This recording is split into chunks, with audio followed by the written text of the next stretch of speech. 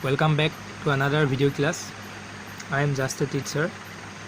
Ajir video classot ami alochona korim the present perfect tense. Present perfect tense pohar agote shikar agote bujar agote ami kisuman baikkoloi mon koru. Jene moi bhat khalu, shi skuloloi gol, deuta bozaroloi gol,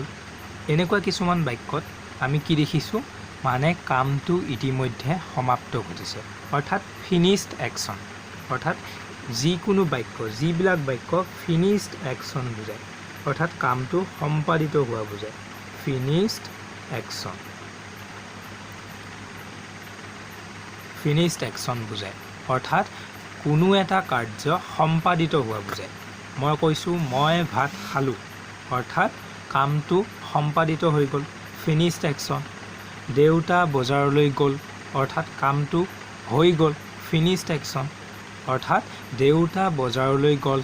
goal means কামটো সম্পাদিত হ'ল finished action অৰ্থাৎ যিবোৰ কাৰ্য finished actionত বৰ্তমানে যিবোৰ কাৰ্য সম্পাদিত হ'ল হৈ যোৱা বুজায় সম্পাদিত হৈ গল finished action means সম্পাদিত হৈ গল তাক আমি লিখিব লাগিব প্ৰেজেন্ট পাৰফেক্ট টেন্সত আৰু প্ৰেজেন্ট পাৰফেক্ট টেন্স লিখাৰ লগতে আমি এটা ফৰ্মেশন এটা স্ট্ৰাকচাৰ প্ৰয়োজন হ'ব যে কি হিচাপত আমি প্ৰেজেন্ট পাৰফেক্ট টেন্সক প্ৰয়োগ কৰিব লাগিব কেনেকুৱা তাৰ স্ট্ৰাকচাৰ আমি স্ট্ৰাকচাৰ লিখিছো আমি যিকোনো বাক্যতে সাবজেক্ট বহাব লাগিব subject plus have oblique has অৰ্থাৎ have has দুটাৰ ভিতৰত এটা সাবজেক্ট have has তাৰ পাছত আমি পাম verb three তাৰ পাছত পাম other word object complement এবিলাক পাই যাম other word অৰ্থাৎ আমি সাবজেক্ট বহাব লাগিব তাৰ পাছত have has তাৰ পাছত verb three তাৰ পাছত other word object complement কিবা কিবি থাকিলে other wordত পৰি যাব এতিয়া have বহিব কাৰ লগত have hall have had have আছিল verb 1 আৰু has এটা auxiliary verb আৰু এটা কথা মন কৰিব লাগিব verb 3 বিনা auxiliary verbত আমি verb 3 ব্যৱহাৰ কৰিব নোৱাৰো verb 3 ব্যৱহাৰ কৰিব লগা হলে তাৰ আগত auxiliary verb লাগিব অৰ্থাৎ helping verbৰ অবিহনে verb 3 এ meaningless বুজাব অৰ্থাৎ তাৰ কোনো অৰ্থ নাথাকিব সো verb 3 যদি আমি বহাও তাৰ আগত auxiliary verb helping verb আমি প্ৰয়োগ কৰিবই লাগিব সো have has helping তথা auxiliary verbত পৰি গল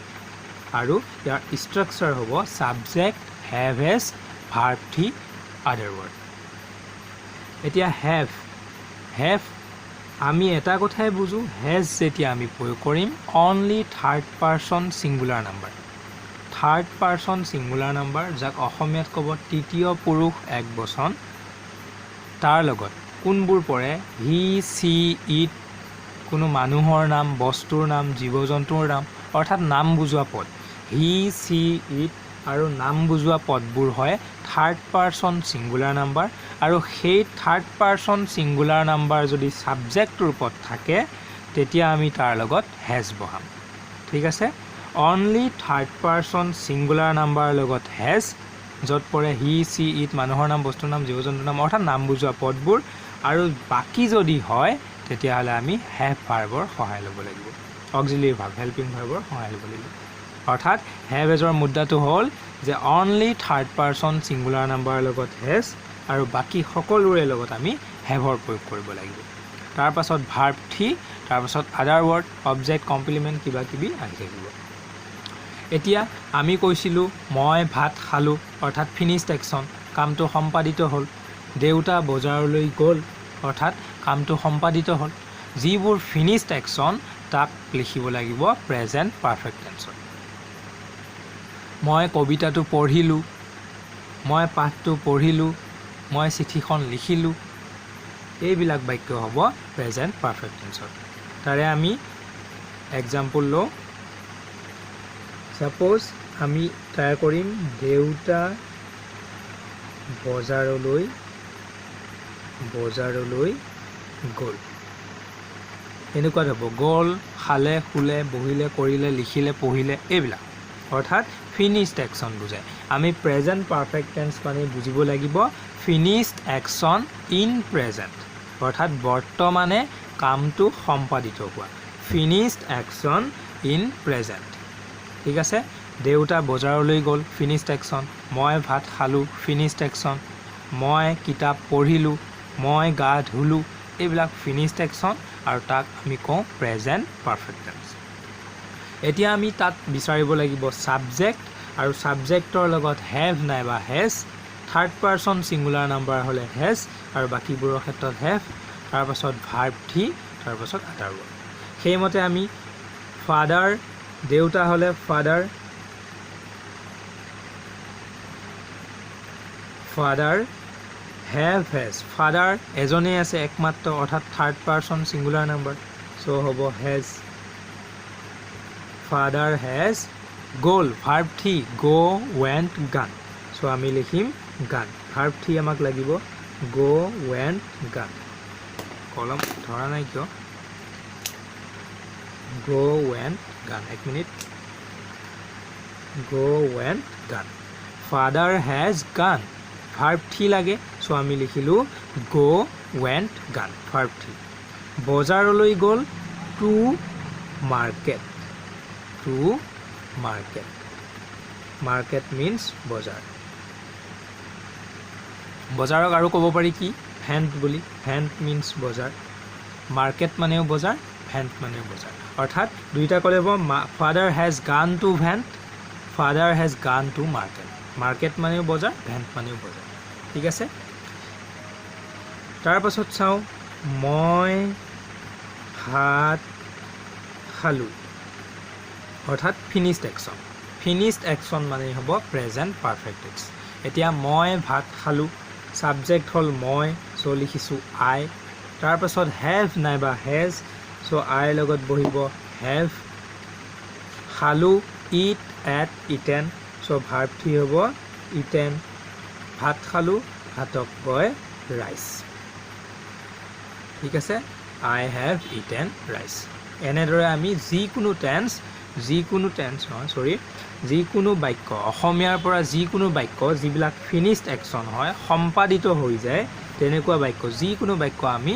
ষ্ট্ৰাকচাৰলি subject have has verb three other ৱৰ্ডৰ ৰূপত আমি ষ্ট্ৰাকচাৰলি তাক ট্ৰান্সলেট কৰিব পাৰিম আছামিজ ইনটু ইংলিছ অৰ্থাৎ অসমীয়াৰ পৰা ইংলিছলৈ আমি ইংৰাজীলৈ ট্ৰান্সলেট কৰিব পাৰিম এনেদৰে আমি প্ৰেজেণ্ট পাৰফেক্ট টেন্স ব্যৱহাৰ কৰিব লাগিব আৰু এটা লিখিলোঁ ধৰি লোৱা ল'ৰাটোৱে